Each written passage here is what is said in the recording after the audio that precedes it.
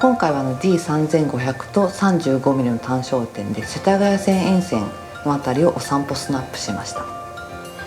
この写真はカフェでケーキを撮ったんですけれども、撮る時にやはりフルーツのみずみずしい印象というものがうまく出るような角度に置いて撮っています。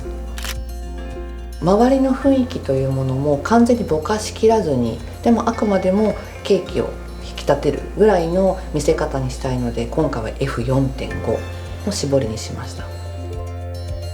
ガラスケースの中にお菓子が並んでいる状況を撮りました。実際は明るくなかったんですけれども、ここでは美味しそうに、そして楽しい雰囲気というものも店内から感じていたので、それを露出補正でプラスにすることによって表現してみました。自分がその被写体をどのように撮りたいのかというその明るさ暗さで印象を表現するという時に露出補正を使います。 To adjust exposure compensation, hold the exposure compensation button and rotate the command dial.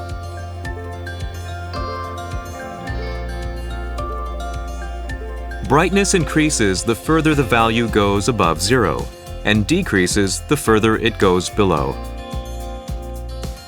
商店街の中にあるおしゃれな本屋さんの中で撮りました。店内のディスプレイの状況であったり、人物の手の動き、そういったものを程よく見せるというところで、多少のボケは生かしながらも見せるところは見せるという意味で、今回は F4 の絞りで撮っています。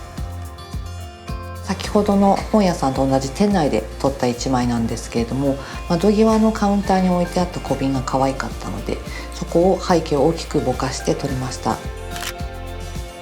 被写体自体が小さい場合は3分割構図というものがあって、写真を縦と横で線を引っ張ったその交点にあたる部分に来ると、被写体自体が小さくても安定感と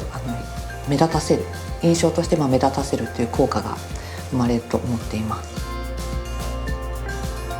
この写真は通りがかりにお店の中にあったカラフルなボトルを撮ってみたんですけれども、ボトルのアップを撮るよりもあえて少し離れて窓に映る景色も合わせて、これいわゆる映り込みになるんですけれども、そういうふうに広がりを出して撮ってみたら面白いかなと思って撮りました。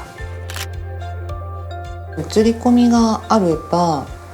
道路を映さなくてもその空間の広さとか、あと周りがおしゃれな色であればそういった色を添えるという効果もありますし、あと透明感も出てきますので、いろいろな効果が楽しめる撮り方の一つだと思います。この写真は神社の中にあった池の水面だけを撮った写真です。この時は天気は晴れてはいたんですけれども、より青い深みを出すことで幻想的な写真を狙いたいと思いましたので、ホワイトバランスを電球にしてみました。ホワイトバランスは写真を撮る光源に合わせて選ぶんですけれども、あえて違うホワイトバランスを選ぶことによって違う色合いにするというのも楽しみの一つだと思っています。White balance can be adjusted by first pressing the I button to display the I menu. Then highlight the current white balance setting. Press OK and choose the desired option.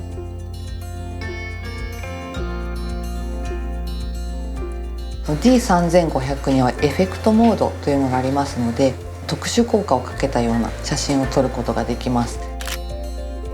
この時は紅葉はまだまだ先というような状況で、葉っぱの色づきも全然なかったんですけれども、極彩色にしたらこれだけ色鮮やかになりました。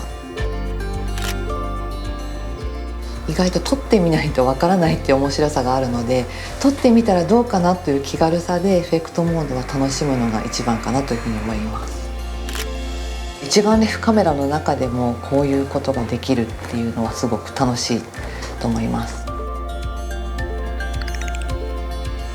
To use special effects, rotate the mode dial to Effects.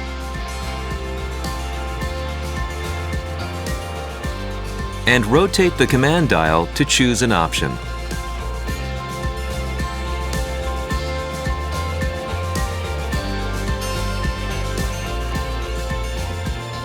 今回の街歩き世田谷沿線のお散歩スナップの時に、こちらの D3500 と 35mm の単焦点